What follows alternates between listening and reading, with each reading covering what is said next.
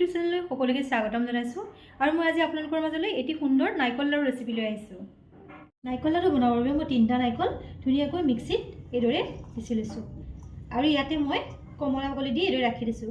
এই কমলা বাকলিৰ যিটো সোৱাদ বা গোন্ধ নাৰিকলৰ মাজলৈ গুচি যায় তেতিয়া লাডুটো খাই বহুত ভাল লাগে। এতিয়া মই ইয়াতে 3টা নাৰিকলৰ বাবে 3 কাপ চেনি জুখি ৰাখি দিছোঁ। এতিয়া মই চেনিটো ইয়াতে দি নাৰিকলখিনি ধুনীয়াকৈ সানি 5 পৰা 10 মিনিট সময় ভালদৰে ৰাখি দিম। মোৰ নাৰিকলৰ চেনিখিনি ধুনীয়াকৈ সনা হৈ গৈছে। মই এইখিনি এতিয়া ঢাকনা মাৰি ৰাখি দিম আৰু অন্য সামগ্ৰীসমূহ যোগাৰ কৰি ল'ম। এতিয়া মই গেছৰ ফ্লেমটো অন কৰি এখন টাৱা পাতি দিছোঁ। টাৱাখন গৰম হোৱাত মই ইয়াতে আধা চামুচকৈ কম পৰিমাণৰ ঘিউ দিছোঁ। টাৱাখন গৰম হোৱাত মই ইয়াতে কেইটামান ধুই ৰখা কাঠবাদাম দি দিছোঁ আৰু অলপ সময়ৰ বাবে ভালদৰে ভাজি ল'ম। 6 পৰা 7 মিনিট সময় ভজাৰ পিছত মোৰ বাদামকেইটা ধুনীয়াকৈ ভজা হৈ গৈছে। এতিয়া মই ইয়াক এটা পাত্ৰত তুলি ৰাখি দিম। গেছৰ ফ্লেমটো অন কৰি মই ইয়াতে এখন নাৰিকল লাডু বনোৱাৰ বাবে কেৰাহী পাতি দিছোঁ। কেৰাহীখন এতিয়া মই অলপ সময় গৰম হ'বৰ বাবে দিম। কেৰাহীখন গৰম হৈ গ'ল। ইয়াতে এতিয়া মই চুজি দিম।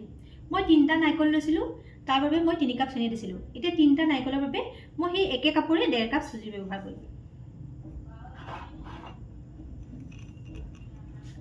এতিয়া চুজিটোৰ কালাৰ সলনি হোৱালৈকে 8 পৰা 10 মিনিট সময় আমি এইখিনি ভালদৰে ভাজি ল'ম।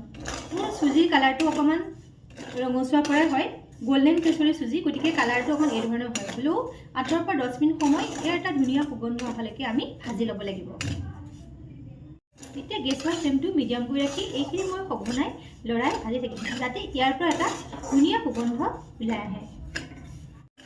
মোৰ চুজিখিনি ভজা হৈ গৈছে। এই ভাজোতে সম্পূৰ্ণ 10 পৰা 12 মিনিট সময় লাগিল। এতিয়া মই গেছৰ ফ্লেমটো বন্ধ কৰি দি এইখিনি এটা পাত্ৰত ঠাণ্ডা হ'বৰ বাবে তুলি ৰাখি দিম। মই চুজিখিনি এইদৰে ৰাখি দিছোঁ আৰু এতিয়া মই সেই একেখন কেৰাহীয়ে পাতি নাৰিকলখিনি ভাজি ল'ম। কেৰাহীখন যিহেতু গৰম হৈ আছে, মই গেছৰ ফ্লেমটো একেবাৰে কমাই ৰাখিছোঁ আৰু ইয়াতে মই এতিয়া নাৰিকল আৰু চেনি মিশ্ৰণটো দি দিম।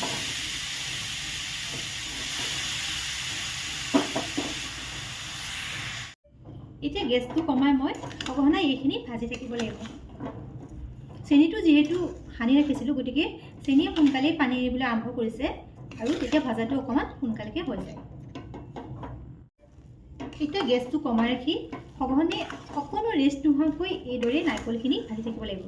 এইখিনি যাতে অকণো তলত নধৰে তাৰ বাবে মন কৰিব লাগিব।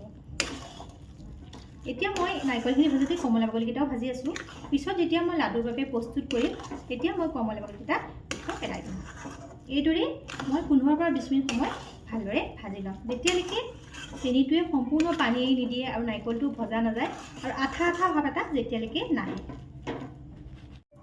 মোৰ 10 পৰা 15 মিনিট সময় এইদৰে কম জুইত ভজা হৈয়ে গৈছে। এতিয়া ধুনীয়াকৈ চেনিখিনি গলি আহিছে।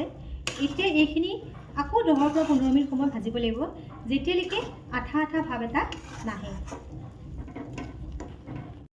কম জুইত এইদৰে মোৰ 15 পৰা 20 মিনিট সময় ভজা হৈ গৈছে। এতিয়া নাৰিকলটো লাহে লাহে ফটফটীয়া বগা হৈ আহিছে আৰু আঠা আঠা ভাৱ এটা আহিব ধৰিছে। কিন্তু যদি অকল নাৰিকল লাড়ু হ'ল হয় আৰু 5 পৰা 10 মিনিট সময় কম জুইত এইদৰে ভাজিব লাগিল হয়। কিন্তু যিহেতু মই ইয়াতে চুজি এড কৰিম, গতিকে এইটো পৰ্যায়তে চুজিটো ইয়াত দি দিব লাগে, কাৰণ চুজিটোৱে নাৰিকলটো পোৱাৰ লগে লগে ফুলিবলৈ আৰম্ভ কৰে। মই অলপ চুজি দি এইদৰে লৰাই চাম। একেবাৰে গোটেইখিনি চুজি দি দিয়া নাই। যদি চুজিটো বেছিকৈ ফুলিব আৰম্ভ কৰে তেতিয়া নাৰিকলটো সোনকালে শুকাই যাব পাৰে আৰু লাডুটো বন্ধাত অসুবিধা হ'ব পাৰে। গতিকে অলপ চুজি দি মই এইদৰে লৰাই চাম। যদি প্ৰয়োজন হয় তেতিয়া মই সেই বাকী থকা চুজিকণো ইয়াতে এড কৰি দিম। যিহেতু মোৰ নাৰিকল ডাঙৰ 3টাই আছিলে, গতিকে এইকণ চুজিৰো প্ৰয়োজন হ'ব। মই সেই চুজিকণো ইয়াতে এড কৰি দিম আৰু কম জুইত এইখিনি মই 5 পৰা 10 মিনিট সময় ভালদৰে ভাজি ল'ম। গেছৰ ফ্লেমটো এইদৰে ভাজোঁতে একেবাৰে কমত ৰাখিব লাগে। এইদৰে নাৰিকল আৰু চুজিখিনি ভাজি থাকোঁতে ইয়াৰ মাজৰ পৰা এটা শব্দ আহি আছে চৰ চৰকৈ। যেতিয়া সেই শব্দটো নাইকিয়া হৈ যাব তেতিয়া নাৰিকল আৰু চুজিখিনি সম্পূৰ্ণভাৱে ভজা হৈ গৈছে বুলি গম পোৱা যায়। এতিয়া সেই শব্দটো মোৰ আহিয়ে আছে, গতিকে মই আৰু অলপ সময় কম জুইত লাহে লাহে ভাজি ল'ব লাগিব। মোৰ লাহে লাহে চাউণ্ডটো নাইকিয়া হৈ আহিব ধৰিছে। মই এনেকৈ অকণমান নাৰিকল আৰু চুজিৰ মিশ্ৰণ লৈ চাম। এই লাডু হ'বলৈ আৰম্ভ কৰি দিছে, গতিকে এইখিনি মই এতিয়া গেছৰ ফ্লেমটো বন্ধ কৰি দি লাডুৰ বাবে প্ৰস্তুত কৰিব পাৰিম। এতিয়া মই নাৰিকলখিনি ভালদৰে থুপাই ৰাখি এইদৰে লাডু প্ৰস্তুত কৰি আছোঁ। মোৰ নাৰিকলখিনি জোখমতে ভজা হৈছে, গতিকে লাডু বনাবলৈ সহজ হৈছে। মই নাৰিকল লাডুটো এটা সময়লৈকে ভাজিছোঁ, যাতে লাডুটো একেবাৰে খৰখৰীয়া নহয়। লাডুটো টান হ'লেও মাজত যাতে এটা লেটেকীয়া ভাৱ থাকে, তেতিয়া খাবলৈ নাৰিকল লাডুটো বেছিকৈ সোৱাদ লাগে। মই এইদৰে বনাই ইয়াৰ মাজতে এটা মই এইদৰে বাদাম দি দিছোঁ, তেতিয়া খোৱাৰ লগতে দেখিবলৈও ভাল লাগে। মোৰ আধামান লাডু বন্ধা হৈয়ে গৈছে ধুনীয়াকৈ, আৰু ইয়াত আঠাৰ ভাৱটো আছেই। আৰু যিহেতু মই নাৰিকলখিনি থুপাই ৰাখিছোঁ, ইয়াত গৰম হৈ আছে, গতিকে মোৰ বান্ধিবলৈ একো অসুবিধা হোৱা নাই। গৰম গৰম ধৰণে মই এতিয়া লাডুকেইটা বান্ধি আছোঁ। এয়া মোৰ গোটেইখিনি লাডু খুব সুন্দৰভাৱে তৈয়াৰ কৰি হৈ গ'ল। লাডুটো যিধৰণে দেখিবলৈ সুন্দৰ হৈছে, সেইধৰণে টানো হৈছে। এয়া মই এনেকৈ দলি মাৰি দিছোঁ, লাডুটো ভাঙি নাযায়। এয়া অৱস্থা আহিছে, গতিকে লাডুটো টান হৈছে।